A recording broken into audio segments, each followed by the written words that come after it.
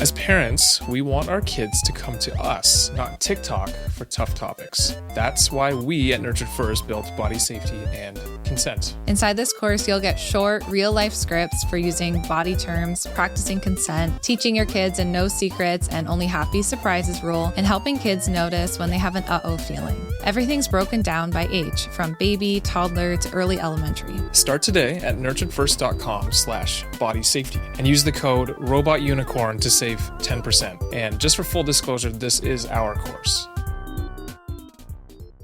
Welcome back. We're finally here. The third part of our trilogy. Apparently this is Jess's favorite portion of this 3-part series. So maybe Jess, you can explain and really tease why you like this episode so much. Yeah, I mean, I liked every part of this series. I liked how we broke it up. But this specific episode is very practical. It's really about like, now you know you have a sensitive kid. You know about rejection sensitivity. That's what we covered in the last episode. You know why the answer isn't just to toughen them up, but it is to work within their sensitivity. And if you haven't already listened to our previous 2 episodes on sensitivity, I highly recommend you go ahead and listen to those first. But this is the one where you're going to get just the practical pieces of how do you actually help raise a sensitive kid and how do you help them to be resilient and not let their sensitivity be a bad thing, but be the gift that continues to help them throughout their life. And I just thought this episode would be so hopeful for any parent of a sensitive kid. And if I remember correctly, did we talk about some of the reasons why sensitivity can be a superpower? Yes. Yeah. Okay. Yeah. That's what we talk about. Like all the way sensitivity is a gift. And I just think a parent who is highly sensitive or who is raising a sensitive kid is just going to feel really hopeful and excited when they finish this episode. Nice. Well, please enjoy. Please enjoy.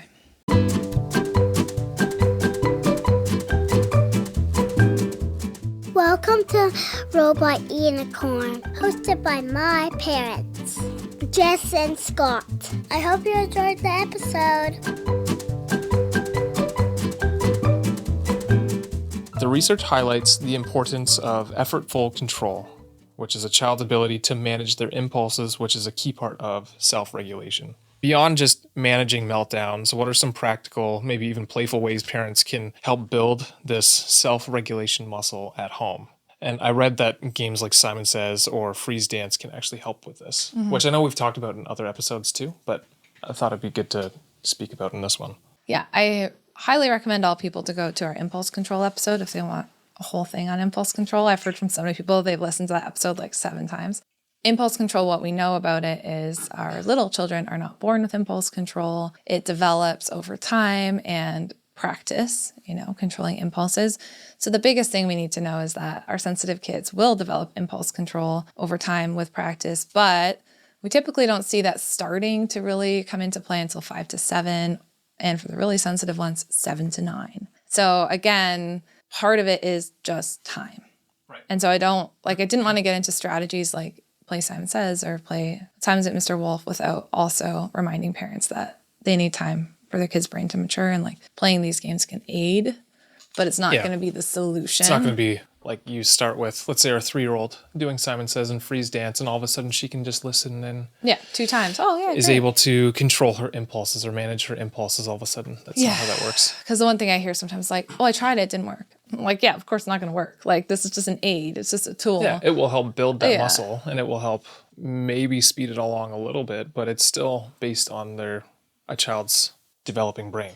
The thing I've been obsessed with lately, and possibly this answers your question, possibly not, is, and I think I've been obsessed with this for years because a lot of our Nurtured First branding has to do with this idea of being the gardener for our children, right? And just like all of nature, like a plant, when the conditions are right, you have the right soil, the right amount of sunlight, kind of the right environment for the plant to grow, the plant will naturally just grow, right? Into the plant that it's supposed to be, the way it's supposed to be. And I think the same is true for our kids. It's true for impulse control. When we can create environments in which our children can do well, and sometimes part of that environment might be things like, hey, we're going to practice by doing Simon Says sometimes, right? Like part of that is the play, the time that we spend with our kids. They will naturally grow into impulse control, into maturity. Their brains will develop. Yeah. So our job is actually much less about just like teach your child these 5 skills or practice this impulse control game with them 10 times a day and all of a sudden they'll have it. It's more about being that gardener, creating the right environment so that your child can flourish and grow into who they're meant to be naturally. And so to your point about teaching impulse control for our sensitive kids, I think the best thing that we can do is first off, be their impulse control in those earlier years, right? Set the stage up where your child's not going to be able to control their impulses around certain things. We're going to have to help them do that, not putting them in situations where let's say you have the whole bowl of candy on the table. Of course, they're going to try and take every single one, right? So you have to help them and guide them to the point where they can do it on their own, which is when their brain's maturing. That's actually a great segue into my next question. So I saw another concept from developmental psychology called scaffolding, which is providing just enough support without taking over. Yes. Let's say our 5-year-old is intensely frustrated trying to build a complex Lego set and is about to give up, yelling, "I can't do it." What does scaffolding look like there versus just doing it for them or telling them it's okay to quit? Yeah. So scaffolding, this is very behavioral, a lot of the stuff I used to do. Basically, we want to give as little support as kind of our child needs in order to get the job done. But when you're first doing it, it could be as much as like, we're going to finish this Lego house. Here, why don't I help you? Let's look together for all the right pieces. And then literally, we found the right piece. And your child's like, I can't do it. Like, let me help you. And like, you can take their hand together. Let's do it together. And you take their hand and it's literally like hand over hand, we're doing it together to like build the Lego house the first time. Right. And then slowly, I like to call this for our shy children, like the step back. Like we're slowly stepping back until they can do it on their own. I think about that, let's say a shy child at the playground. I used to have to do this with our sensitive child because the first few times like we would go to the playground, she wouldn't feel comfortable to go play, right? So the first few times it's like, I'm literally getting on the playground with her. Like, okay, come on. And I feel like I still do that. Yeah. Mostly because you they want do to that play because games. you like to play. Yeah, I do. But I would literally get on the structure with her like, hey, look, see, it's not scary. Let's get up here together. Let's go down the slide. Let's go on the monkey bars, whatever. And then the next time, maybe I'm not on the playground structure the whole time. Maybe I'm on half. And then the next time, maybe I just walk her to the start of the playground. And then the next time she just goes on all by herself because she knows she can do it. That's the scaffolding, right? It's like you're starting with more intervention and it's the step back, showing them that they're capable until they do it on their own. What's the benefit? The benefit is if you just say to a sensitive child, go on the playground, it's fun. We're not seeing what's going on in their brain, right? So in their brain, the playground's terrifying. They don't know what it's like. They don't know how they're going to feel when they're on it. It could be scary. There's other kids around. Like there's nothing about the playground in their brain that has said, we've done this. We can do it. It's safe. I can handle it. Yeah. Right. And so the benefit of scaffolding is you're actually showing your child the things that they're capable of doing, but they're right alongside you. So that's the secure base that we talked about before, right? Where it's like, this is hard. I've never done it before. It's scary. And because I have this relationship, always back to relationship, with my parent, I feel capable doing it because they've shown me that it's okay and we've done it together. And so you're using your role as the leader, as the secure base to kind of let your child launch off of you, but then they also always know that they can come back. Right. I was looking at pictures the other day from our Florida trip, which was like a million years ago. Just you and I went to Florida. Oh, from two of us. Yeah. And we went to a rocket launch. And I remember just being blown away. I didn't realize that, well, first off, the rockets always have a place that they land when they come back. Wow. Right? So to clarify, we watched the SpaceX launch like 8 or 9 years ago at this point. So yes, they do, but a lot of other ones don't. They just end up either burned up in the atmosphere or in the ocean or whatever. But well, I was thinking about the one. So theirs do, yes. I was thinking about the one that we watched, right? Yeah. And how we saw it come back. Yeah, it was a Falcon 9. It was a Falcon 9. Yep. We saw it go up and we saw it go back. And I was thinking about how that's a beautiful metaphor for parenting, like that specific launch that we watched. Because eventually what we want to do is like our child goes up, like they go do things on their own, but they know that we're still there waiting for them. And so whenever they're ready to come back, we're right there. You're always finding a okay. That's how my brain works. I'm always finding a metaphor in everything. Even at a rocket launch. Yeah. I don't know. I was just really thinking about it. And I'm like, there is something beautiful about that idea of... Can anyone sense the eye roll that is happening right now? Well, I'm obsessed. I'm sure you are. I'm sure people will see that in a post somehow in the next few weeks, but What a great metaphor. I mean, at least you're using rockets now. exactly. Yeah. Makes it fun. Should be, yeah, exactly. Okay, school is often a sensory and social overload for sensitive children. What are one or two key accommodations you think that parents can realistically ask a teacher for that could make a huge difference for a sensitive child in a busy classroom? It's tough because I feel for teachers because they're trying to make accommodations for like 30 students sometimes. Yeah, right. I mean, it definitely is challenging when you have so many kids in your class and so much time of the day. And I think what teachers can just do, like just consider that you probably have a lot of sensitive kids in your class because just the likelihood that you're going to is quite high. I might have to fact check this, but I was reading through the research and I thought it was something like 25%, something That's the around number that. I had in my head too, line. around 25%. So if you think about that, the likelihood that you're going to have multiple sensitive kids in your class is quite high, right? So what I would think about if I was a teacher, and I think a lot of teachers do an excellent job of this, is like building in those breaks in your day, right? Like think about the drop everything and read program that a lot of schools have, where they have this like quiet reading time after lunch where like they put the lights out, kids read their books at their desk, there's no music on. I think things like that can be really helpful for the sensitive kids, being mindful of if we're doing this really loud, overstimulating activity, how do we come down from that after, right? Like I think a lot of kids really struggle when they get to school because a lot of schools will have like you can play outside for 10 minutes kind of as the buses come in, and then the kids like get so riled up. They play outside for 10 minutes with all their friends, like they get to see them. Yeah, like I'm seeing my friends, we're playing, and it's only 10 minutes and then boom, you have to come and sit at a desk. Well, their body's not ready to sit at a desk after 10 minutes of playing hard, right? Yeah. So is there a transition activity that you can do, especially if you have like a SKJK class, to kind of get them from silly to learning? Yeah, you probably have to base it on age and everything. Yeah, you have to base it on age. But I think it's the way that you build your class with the sensory breaks in there. Maybe even some nice things for sensitive kids. Like sensitive kids often, like we were talking about, have a deeper appreciation for music, for smells. Like maybe there can be some like sensory stations throughout the class where it's like sometimes maybe if they have like a good deep smell of like a peppermint essential oil or something like that, that can help to reset them. Can you do that in a classroom?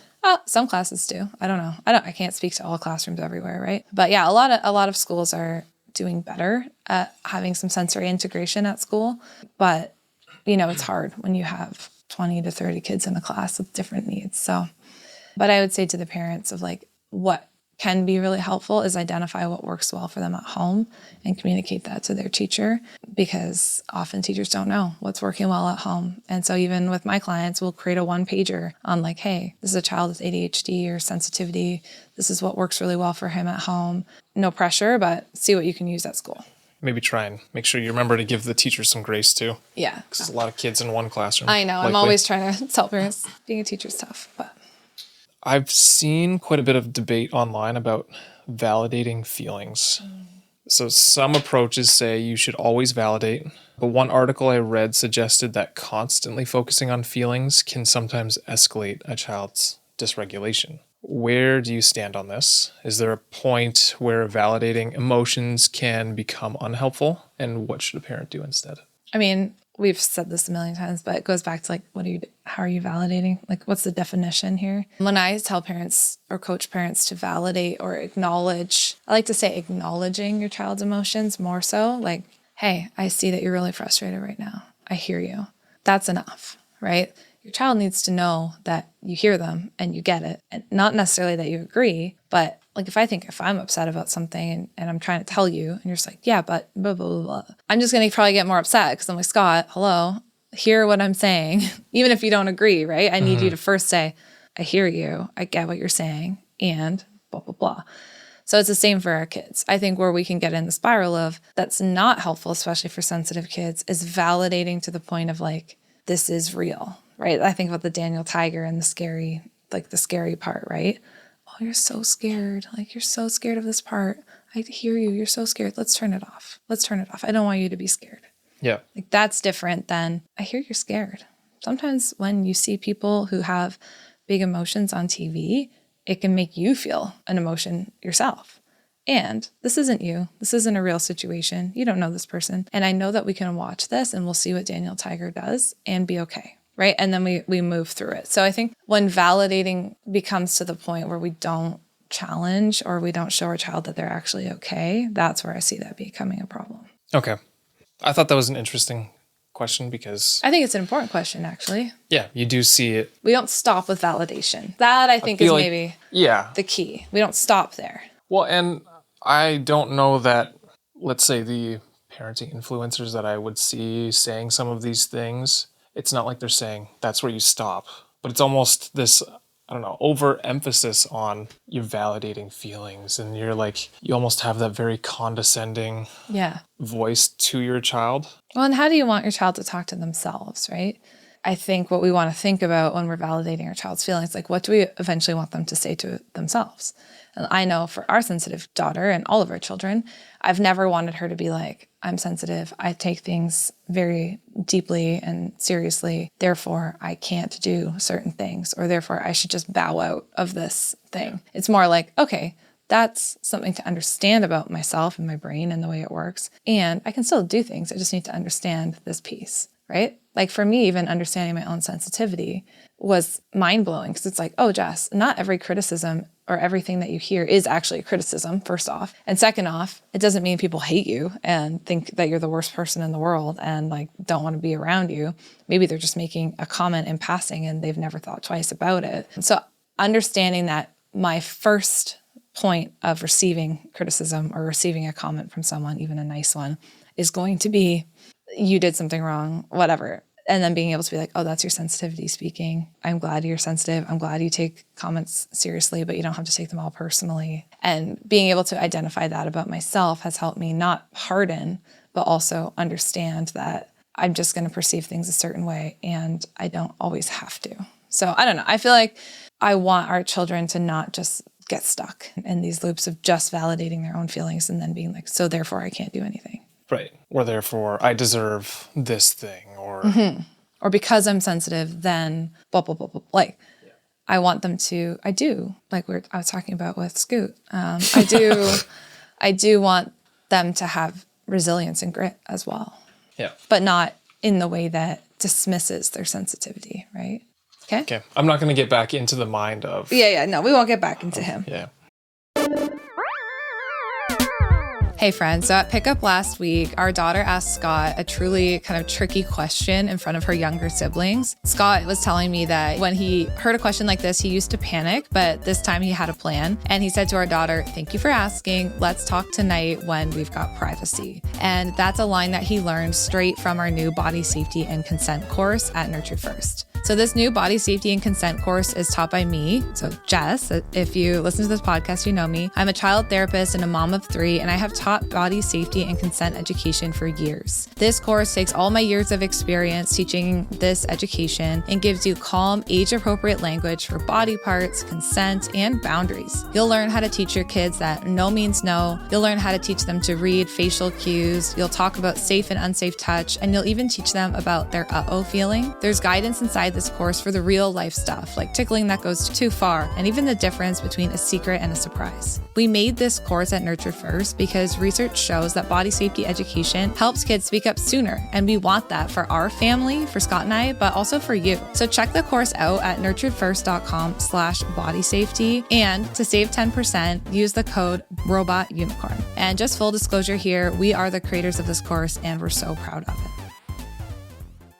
All right, so after hearing all of this, and I think we have enough here that it's probably going to be 3 episodes. So after hearing these past 2 or 3 episodes... Yeah, so someone's still with us, episode 3.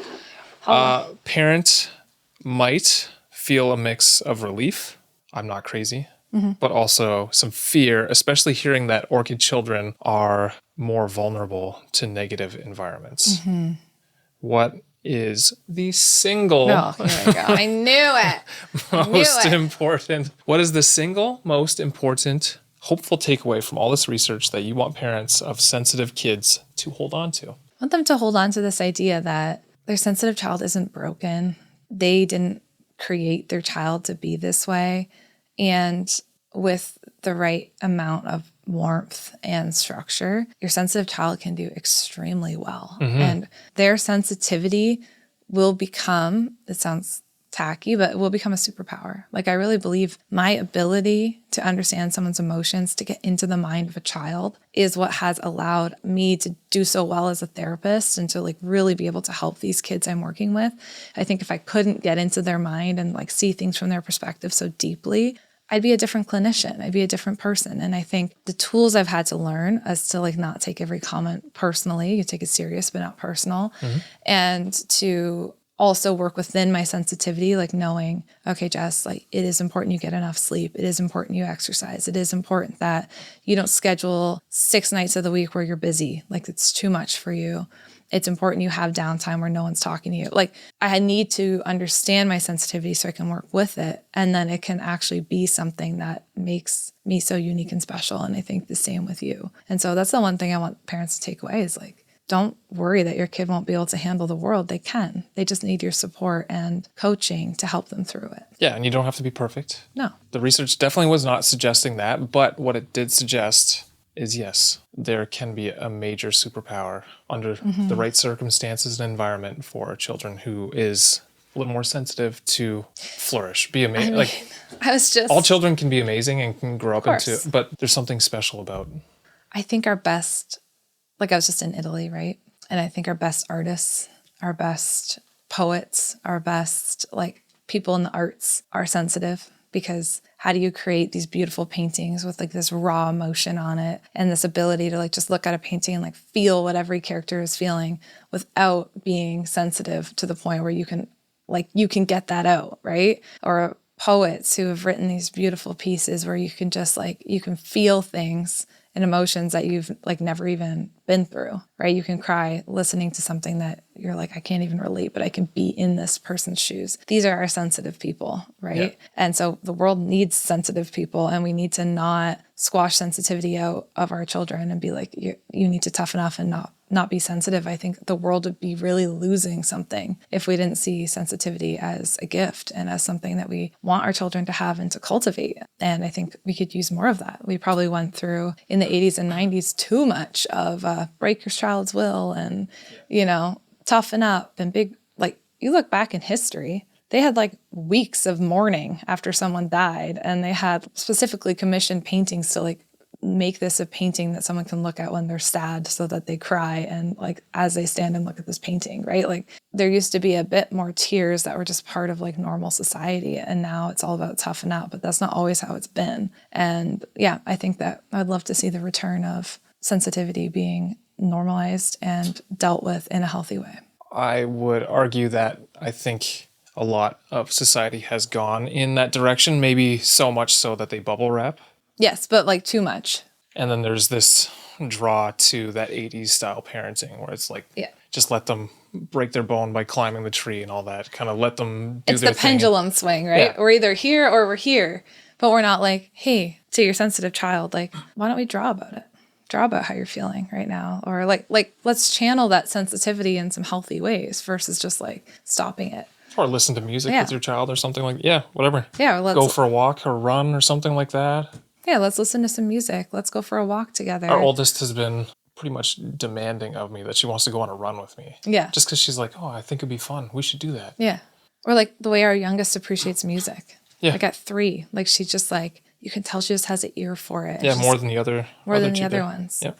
Lean into those things. Let your child find the ways that their sensitivity will be a gift and that they'll give back to the world and themselves through different ways. But yeah, I just had to say that because I've been thinking about that a lot. I'm like, our best chefs, our best artists, our best like I bet you anything they're all highly sensitive because that's how they can do their craft so well. And so think about that too with your sensitive kid, just all the possibilities that come with being sensitive. Finally, if a parent is listening and feels that their child's struggles or the family's stress are beyond what they can manage with these strategies, when is it time to seek professional help? And are there any kind of evidence-based support that you recommend that they should look for? Good question. I mean, like, I don't have a great answer of like, this is the time. But like, if you feel like you want help and you want support and you can, find support, then yeah, I think you should go for it. I have a lot of clients who just like, oh, I'll probably just like come to you for years off and on, whenever I have a parenting question or something that I want to go through with you, just because it's nice to have someone that I can talk to about it. But with whatever clinician you're looking at, you want to understand, like, do they understand temperament? Do they understand sensitivity? What lens do they look through? Like, I always ask if I'm interviewing someone, oh, what kind of training or theorists or researchers are you interested in? Like, what inspires your approach? I mean, that's less helpful. I guess that's more for like me. Right? Yeah, that's for someone like you. Like, if someone rattles off a whole bunch of theories, that's going to mean nothing to me. I mean, if you're listening to Robot Unicorn or you follow us on Nurtured First, I think finding someone that aligns with your values in that way, right? Like if you go to a therapist and they're very old school, like, oh, you know what, you just got to put them in timeout. Like some therapists will recommend that. Then you know that that's not for you, right? So you kind of have to ask, like, what's your approach? I'd be looking for words like attachment-based, trauma-informed, play-based, things like that. Okay, interesting. Well, that wraps up this series, I think. I mean, I'm sure we could have gone more into detail. I did even skip a few questions. Well, after 3 episodes on sensitivity, let us know if you want more. But I kind of love this series. I think it's... To be honest, I did not expect it to be this long. Oh, I knew we had tons to cover. I haven't even shared all the stories I had thought about for this series. Can I leave it on one final story that I just thought was so sweet? 100%. And then This was last night. Just go to black screen. Beautiful. So last night I was tucking our daughter, who we've said is the more sensitive one, into bed. And I was like, hon, we haven't had a lot of alone time lately. I think we should plan something, like just me and you. And she was like, oh, well, I would really love to, but I think my sisters would be really left out. And so we should probably invite them. Otherwise they're going to be too sad. And I was like, oh, sweetheart, like, it's okay for us to just hang out. She's like, I know. And I really want to hang out with just you, Mommy. But I'm also really worried that my sisters would be so sad if they didn't get to come. Because I know, like, I'd be so sad if you hung out with them and I didn't get to come. So even though I really want to hang out with just you, maybe we all hang out. And then, those are the beautiful things about sensitive kids. Like, the way they consider their siblings and the way we have to coach them through to sometimes say, your sisters are going to be okay. And like, I laugh because I think about her sisters who would never consider her in the same way. No, they'd be 100%. like, oh, you want solo time with me? Yeah. Okay, perfect. Yeah. Great. I don't want my sisters to come. Yeah. It's like, she just immediately can understand how that would make someone else feel. And then immediately feels like it's her responsibility to make sure that they don't feel that way. So that's where our coaching really has to come in and be like, it's okay if your sisters wish that they were out with us. I will also plan special time with them. You're allowed to have just time with me and not feel guilty about it. But I just thought that was like such a perfect example of what it's like to raise a sensitive kid and how beautiful it is, and how you do have to go through that extra effort to make sure that they know that they matter and that they're not responsible at 5 years old for taking care of their sister's feelings. And just like how innate that is. I don't know. I've really been thinking about that today. It's like, it breaks your heart a little, and it also just makes you so proud. And also you're like, you need to know that you're allowed to do something There's for you. There's still work to do as a parent. There's still work to do. Yeah. So anyway, I thought I'd leave it on that.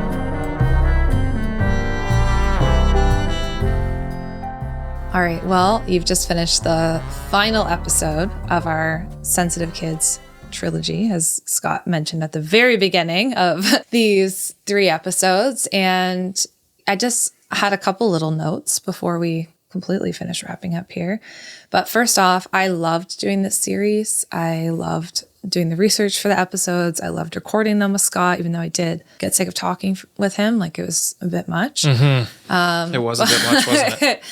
I feel so passionate in my heart for sensitive kids, and I love that we were able to talk about it and as in depth as we wanted to. I mean, that being said, we could have kept going, and we will. I mean, we could have. Sensitivity is a topic that will continue to be wrapped up in so many episodes that we do. Yep. But Scott, we ended, here it is, with you asking me, like, what's one thing I'd want to say to parents of sensitive kids? And I'm asking you, what's one thing that you feel like you've learned about sensitivity that has helped you as a parent to a sensitive child and a sensitive wife and a sensitive person yourself? What's helped you? I think the first thing that helped me, and I don't even think we talked about this in the episodes at all, was when I did some sort of questionnaire on highly sensitive people. And then I finally, what book was that? The Highly Sensitive Person? It's just The Highly Sensitive Person, Elaine Aron. It's a great book. I read that.